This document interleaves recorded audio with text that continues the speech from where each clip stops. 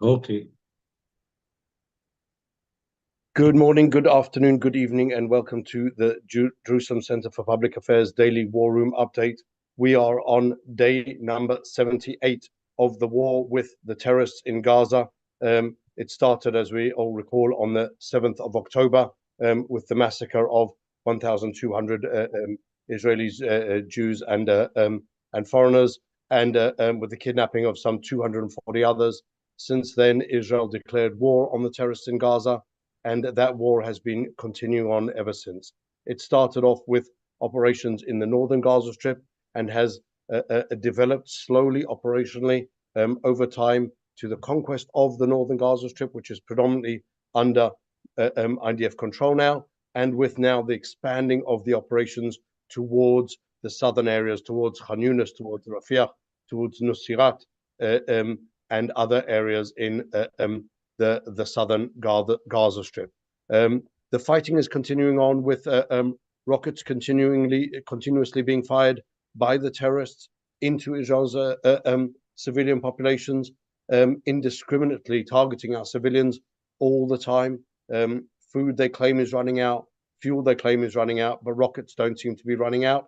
And so we are continuing on that path. In the process, the IDF has uncovered and destroyed now substantial terror assets that Hamas had built over time, hundreds of kilometers of tunnels that really created an entire subterranean network of the terrorists in Gaza have already been destroyed. Hundreds of individual tunnels, tunnels that were in some cases capable of holding entire cars, like literally a whole roadway through the tunnels, not just small tunnels for personnel only. The IDF has also been operating all the way around the Gaza Strip, and for that purpose of really trying to uphold international law, has also allocated certain areas to be humanitarian zones. That's the area that's closest to the Mediterranean Sea, in an area called the El Mawasi. But unfortunately, also from there, the terrorists have used and abused their civilian human shields and have now fired over 120 rockets from within those humanitarian zones targeting Israel. Of the some 12,000 odd rockets that the terrorists have fired, over 2,500 of them have fallen short within the Gaza Strip, and it's impossible to know how much damage those rockets have actually caused. We know that on the night of the 17th of October, one of those stray rockets fell on the area of the El Ahli hospital and caused a tremendous amount of damage. The terrorists initially claimed that Israel had bombed the hospital, killing 500, but there was no proof that there were so many casualties. And in the end, it actually turned out to be a failed rocket of Palestinian Islamic Jihad. To broaden the scope a bit, in the north as well, the war of attrition is carrying on with another one of Iran's proxies, with Hezbollah, and we have seen not a small amount of activity, in fact, growing activity on our northern border with the terrorists, more and more brazen attacks by the terrorists, and heavier responses by the IDF.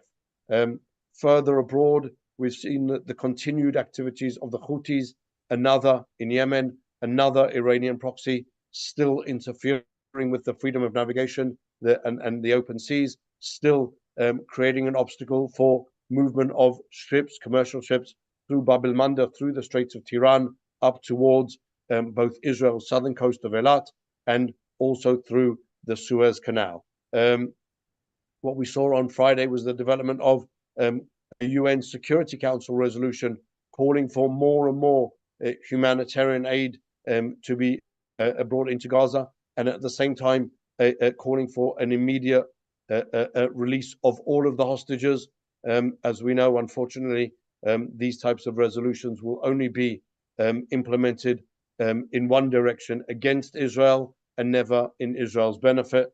And whilst Israel will be called to order to help alleviate the humanitarian situation in the Gaza Strip, the terrorists obviously will never allow themselves to be subjected to the calls of the Security Council, and therefore those calls are really falling on deaf ears. Unfortunately, everyone knows that bluff, but it continues on. And for that purpose, we're joined today by our Arab Affairs specialist and longtime correspondent, Yoni Ben Menachem. We're talking about the subject of how to carry on dealing with the 126 hostages that are still held by Hamas, and now the different options that have been put on the table for possibly bringing about their release. Hamas making all types of different demands every time once they understand the pressure that Israel is under, obviously raising the bar. So Yoni, please give us maybe the update from your side. What are the Hamas's current demands of Israel to release these 126 hostages that they're still holding, who among them are the elderly, women, children, even babies? Well, I would say that Yahya Sinwar, the head of the military wing in Gaza Strip, is behaving like a head of a mafia, and he's trying to blackmail Israel, and he's putting demands that no government could agree for such demands. Of course, not the Israeli government. While Israel is still conducting some contacts with the mediators, with Qatar and with Egypt. But apparently, from what Israel hears from the mediators, he has a few demands. The first demand from Israel is that Israel will stop the fire immediately in Gaza Strip, all over the Gaza Strip, and withdraw to the borders, the international border, where Israel, the IDF was stationed until October the 6th, and also to open all the passages of the Gaza Strip and allow humanitarian help to go in. And then after Israel withdrawal, he agrees, this is what he says, after the full Israeli withdrawal to the border, to the international border, he agrees to open negotiations about the release of the hostages in exchange for the release of all the terrorists, what we call security prisoners in the Israeli jails.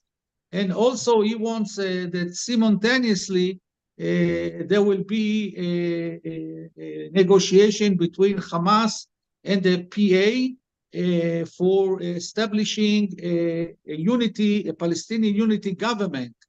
That means that he wants a share in the regime that will be established in Gaza Strip after the war.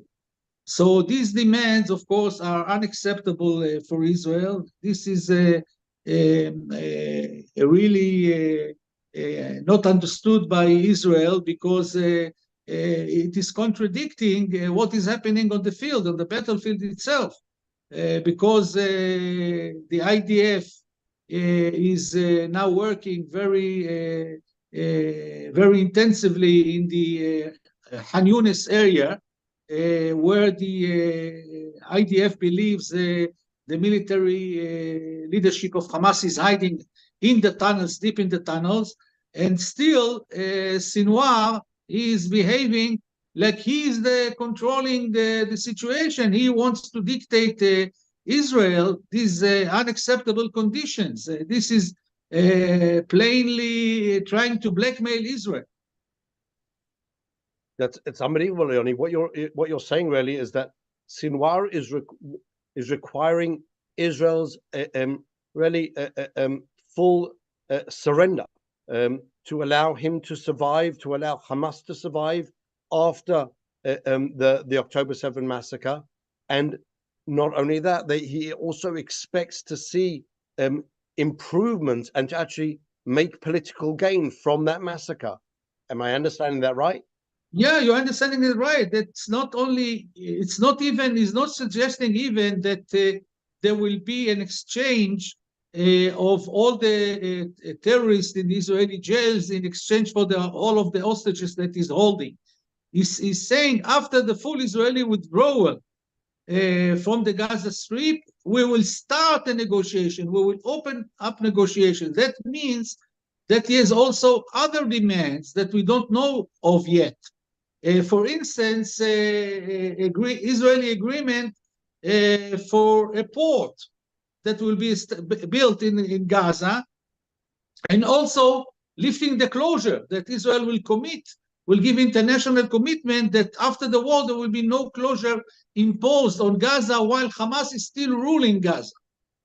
So this is really unacceptable. And as I said, Israel now is, the IDF is working on the ground very extensively in this Khan Yunis area. I think the Israeli War Cabinet came to the conclusion that Sinwar is, as I said, trying to blackmail Israel. So the only way is to put pressure on him. And this is why there will be in the coming days, maybe even today, there will be more reinforcement sent to this area by the IDF in order to increase the pressure and trying to locate the exact position of this military leadership of Hamas in the tunnels underground in order to try and kill him, so that this will be the end of the war. Because in the IDF estimation, if Israel will succeed in targeting the military leadership of Hamas, this could have a great influence on the battlefield, and this will be a big achievement, Israeli achievement, a big blow to Hamas that will influence all the other terrorists of Hamas who are fighting. Once they will know that Sinwar and the leadership is dead, this will discourage them to continue fighting against Israel. So really what you're saying, Yoni, is the reports over the weekend that there have been discussions about having another 2 week this time, a 2 week halt in the fighting in order to allow Hamas ostensibly to locate all of the hostages. We know that not all of the hostages were held by Hamas in the first place, but also by other terrorist organizations. Is that just a bluff? Is this just something that this terrorist Sinwar is really almost playing the game in order to get as much concessions out of Israel before he even starts real discussions? There are different publications in Al-Akhbar newspaper, in a Sharq, the Saudi Sharq newspaper, saying that the Egyptians are not trying to, the Egyptians are mediating between Israel and Hamas, and now they suggest that maybe there will be some sort of a halt in the fighting in exchange for 40 Israeli hostages, and then the talks will resume and about releasing Palestinian terrorists and so on. But this is not confirmed. Just I think it's spins or trial balloons that are published in the Arab newspapers, maybe leaked by Hamas, maybe leaked by Egypt, maybe leaked by Qatar, but we don't have any confirmation for all these news. To what extent, Yoni, do you see the intentions of Sinwar? Obviously, this is a butcher, a terrorist who planned and orchestrated and ordered and carried out the October 7 massacre. To what extent do you see him being willing to leave the Gaza Strip if he was given that opportunity to run away and hide somewhere? Do you think that he would, or will he fight it out until the end? It's very hard to say. It depends how much pressure Israel will put on the military leadership of Hamas. There is some sort of a think tank or something that was a Saudi think tank that published some suggestion that Israel will allow Sinwar and the military leadership to leave the Gaza Strip to Algeria. Algeria is very supportive of Hamas, and they are willing to accept the leaderships and a few other terrorists from Hamas if they want to leave the Gaza Strip. But so far, there's no indication. So this behavior of Sinwar makes us think that he has a contingency plan that we don't know about.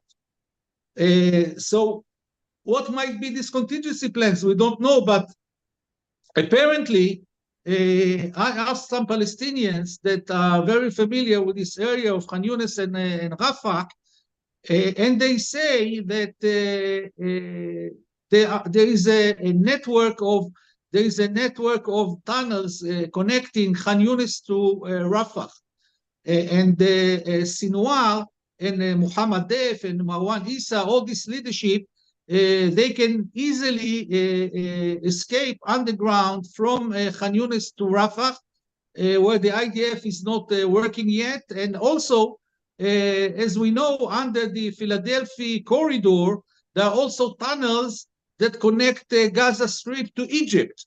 So they also can escape through these tunnels from Rafah to Egypt, go to Sinai, and join the ranks of ISIS. In the north of Sinai, the ranks of ISIS. Sinwar has a few relatives from the military wing of Hamas who a few years ago defected from Hamas and joined ISIS in Sinai, so he can find refuge there in Sinai. That's an understanding the danger of really that freedom of movement between Gaza and Egypt is, I think, critical to understand also what's going to be happening with the hostages. That ability to really take them out forcibly into Egypt. Just as we're discussing, there are reports coming out from Reuters that the representatives of Palestinian Islamic Jihad have now gone to Cairo to meet with the Egyptians to discuss the developments. Is there that freedom of movement, or are these terrorists moving through the Rafah crossing, the official crossing? How do you think they're getting around, Yoni? Well, first of all, as you mentioned, Ziad Nahale, the head of the Islamic Jihad, was supposed to come today to Cairo to discuss with the Egyptian intelligence the new possibilities for a deal. But after Hamas delegation already left Cairo, headed by Ismail Haniyeh, I don't think that Ziad Nahale claims that he is holding about 30 Israeli hostages. So he's trying to negotiate. But I don't think that he will come to any agreement with the Egyptians. He is coordinated with Hamas. These two organizations are working together. And if Hamas did not accept the Egyptian offer, I don't think that Ziad Nahale, the head of the Islamic Jihad, will accept it. As for Rafah, the IDF is supposed to extend the military operation to Rafah and to Philadelphia corridor, but this requires coordination with the Egyptians. So far, there have been a few Israeli bombardments on some targets of Hamas on Philadelphia corridor and in Rafah itself. But what is needed is a ground operation. And this, as you remember, we said that already 2 weeks ago that this is needed immediately to happen. But apparently, the IDF now is putting all the pressure on Khan Yunis area because maybe the IDF has intelligence that Yahya Sinwar is hiding there in Khan Yunis, and they want to get to him first before they go down to Rafah and to Philadelphia corridor. But as I said, there is a network of tunnels going from Rafah, from Khan Yunis to Rafah. So I don't know what will happen. I think the Hamas, they prepared this war for a long time, for many years. They built this web of tunnels, and they control everything underground. the IDF is not familiar with what is going underground. We have no intelligence, unfortunately, and we gather intelligence as we fight and as we go along. But I don't think that the IDF really knows what is going underground in Khan Yunis area. This is something, Yoni. It appears that we're in a bit of an impasse. The international community seems to be asking that Israel provide the opportunity for humanitarian pauses in the fighting, and obviously Israel would like to use that as an opportunity to make this a humanitarian subject a two-way street, not just a humanitarian for one side, but really to provide also an answer for our hostages. But it seems to me that you're saying that the demands that Sinwar is placing on even an opportunity to open the discussions are so unbelievable, and not only that he isn't even in control of all of the hostages. How can he? How should this be perceived by Israel? How should this be understood by the international community? Is this just really a terrorist, a desperate terrorist now trying anything in order to try and survive just another day? I don't think that there are signs that he's in a distress. We don't see that yet. According to his behavior, he's very sure of himself, and he's very aware of the Israeli sensitivity to the hostages issue, and he believes that he can put pressure on Israel to surrender to his demands. This is what is very strange about his demands, that he's sure that the Israeli government will yield in the end to his demands because of the internal pressure of the families of the abductees, the public opinion in Israel, and also the international pressure. So he's just waiting. You know, he thinks that he has the winning card in his hand, more than 100 hostages in his hand, and he thinks that he can bend Israel using this card, and all he has to do is wait and let the protest in Israel put pressure on the Israeli government to agree to his demands. It would appear, Yoni, that Yahya Sinwar was more adept at reading and understanding Israel and Israel's limitations, even the possible response, but the limitations on that response, more than Israel was capable of reading either Hamas. Obviously, we completely missed the idea that they were ready, willing, and able to carry out the attack. We were under this misconception that they were in some way deterred. But he also managed to understand and to bring into this equation quite phenomenally the international pressure that Israel would be immediately placed under. Where exactly Sinwar is a terrorist? He's been a terrorist all of his life. He was in jail serving 5 life sentences for murdering Palestinians and not even Israelis. Where's his background from? Where did he learn so adeptly to read Israel, to read the international community, and to understand that he could murder, butcher, torture 1,200 people, and the international community would immediately jump in and to save him? I don't accept this theory that you said. I don't think that he's such a genius. He made a few crucial mistakes by orchestrating this attack on October the 7th, this massacre. He did not anticipate the Israeli reaction.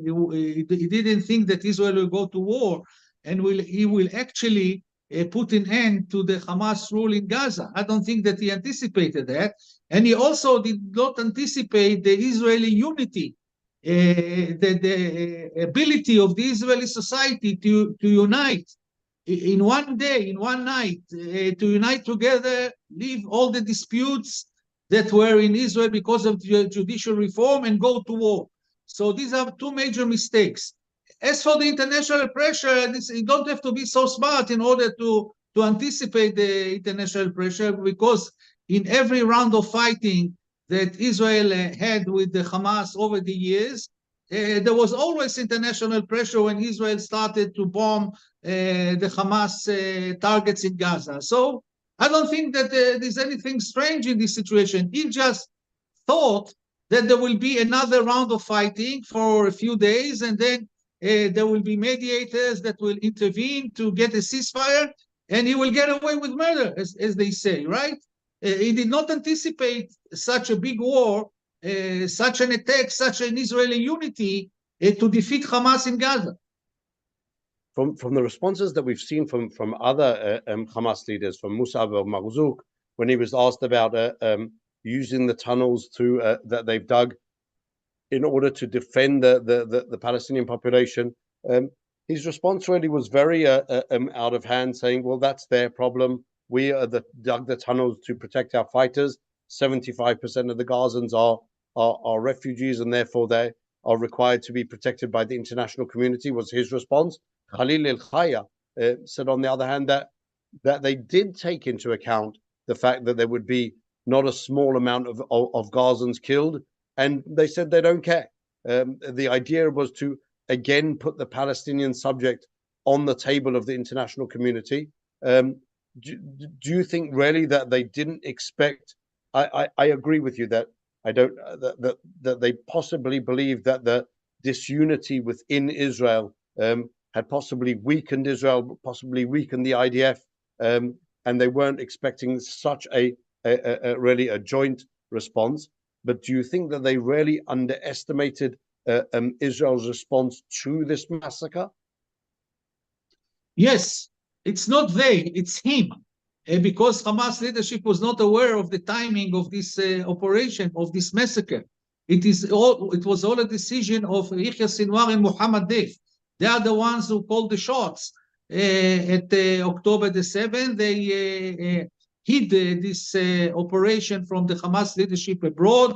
They hid it from Hezbollah, from Iran, and they thought that they could get away with it. And what do you base that on, Yoni? How can you be so positive that the Hamas leadership didn't know it? They were in Turkey at the time, and they just happened to be watching television and being filmed watching television as this was all going on. Do you think that they really didn't know anything?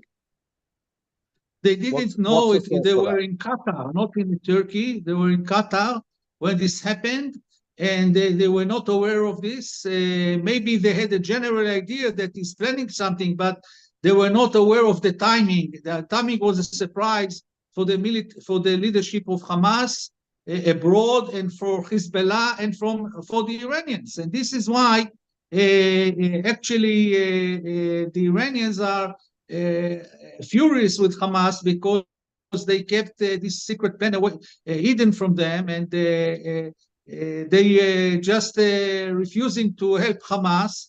And even Khalid Mashal, one of the senior leaders of Hamas, he came out and criticized Iran that it's not helping Hamas enough.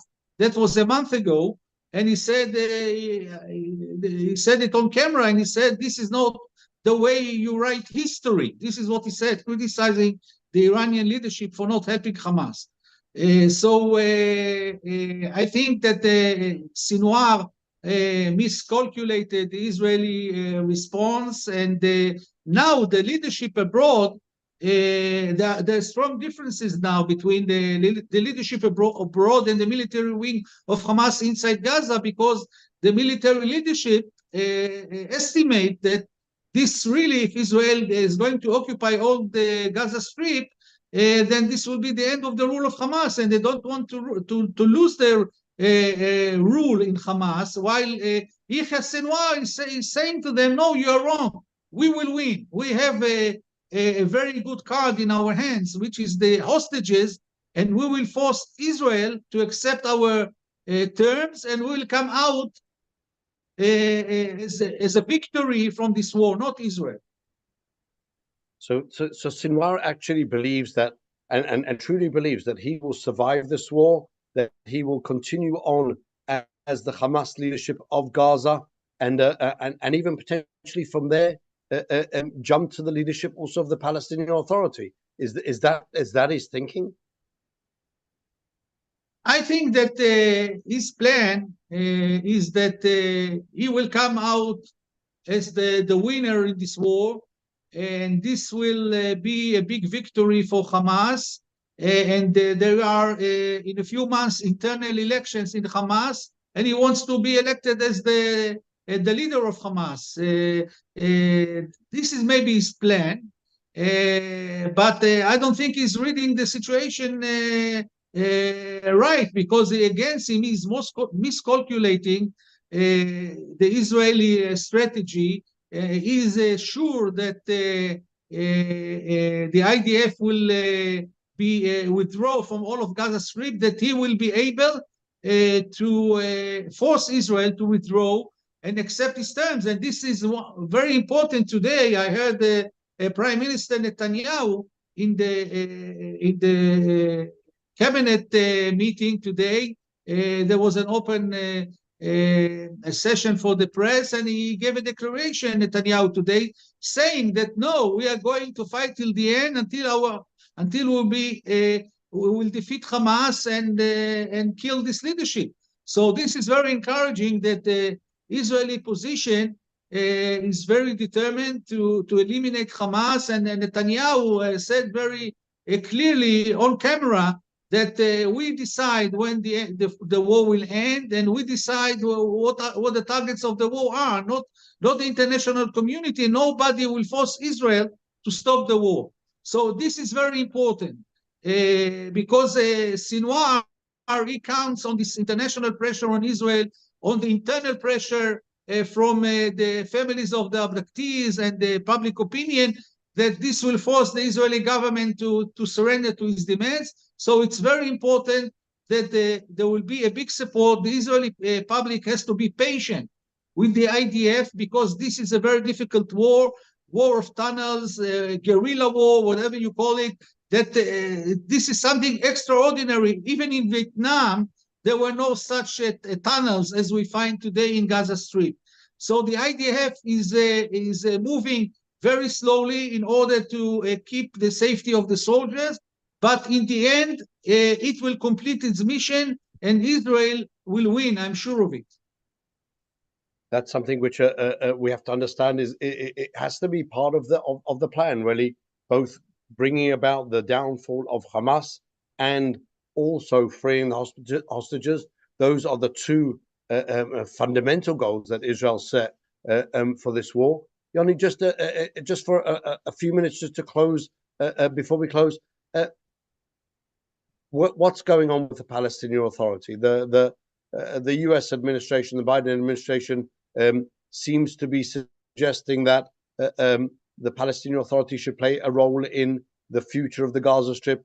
Even in the UN Security Council resolution, there is a reference to that. What's going on there? Who's running the Palestinian Authority at the moment? How effective is it? What's its political status? Accepted by the people? Rejected by the people? No, the Palestinian Authority is very weak. As you know, already 2 years ago, they lost their security control on the north of the Judea and Samaria, in Samaria area, Jenin, Nablus, and Tulkarem. They lost control. If they cannot control the Judea and Samaria, the West Bank, how will they control Gaza? How they will control Gaza Strip? The Americans understand that, and this is why President Biden, he said that he wants a new Palestinian Authority, renew the Palestinian Authority to control the Gaza Strip. I think that now Israel is trying to get to understandings with the Biden administration about what kind of a PA will rule the Gaza Strip. And I think that the Americans understand that the current PA cannot control Gaza, and they are trying to establish some sort of an agreement that will be, first of all, security reforms in the Palestinian Authority. We're talking about 5,000 security personnel from the PA, that will be practicing in Egypt, in Jordan, to counter terrorism, so that they can come, if they can move from the West Bank to Gaza in order to control Gaza from security-wise. And also, the Americans are demanding from Mahmoud Abbas, from Abu Mazen, to change all the mechanism of the PA, the corrupted mechanism, that there will be more transparency, and that there will be people in positions without any corruption. But still, this will not help, because the Palestinian street doesn't want the PA, doesn't want Mahmoud Abbas. This is almost a consensus. Most of the Palestinians, I would say, like 90% in Judea and Samaria, and in Gaza, do not want the PA. They want the PA to be dissolved, and they want general elections to elect a new leadership. Within that, just one last question, Yoni, before we close, from one of our viewers, from Brian Gore. We know that weapons and munitions are coming in to the Gaza Strip from Egypt. Do you think that the Egyptian authorities are aware about the movement of these munitions, or is it something which they're just closing a blind eye to? Is it something that they don't know about at all? What do you think? What's your assessment there? I don't have any information about it, but the fact that there is a flow of weapons from Egypt to Gaza, using the tunnels under the Philadelphia corridor, and it's not stopped, that means that they are maybe indifferent about it. Maybe they don't care. Maybe they know. I don't know. But this is a very crucial matter that have to be discussed between Israeli leadership and Egyptian leadership. They have to do something to stop this phenomena, and the Israeli government has to make a decision and take over the Philadelphia corridor as soon as possible. This is essential. We cannot stop terrorism in Gaza without stopping the smuggling of weapons from Egypt to Gaza Strip. Indeed, and just another one of the challenges facing Israel's government and the IDF. Yoni, thank you very much for joining us. We will be back with you again tomorrow afternoon at 4 o'clock Israel time. And in the meantime, keep safe. To those celebrating the start of the end of year festivities, we wish you all well, and really we hope this period goes by quickly, joyfully, and that really we see peace developing also in the Middle East, even in this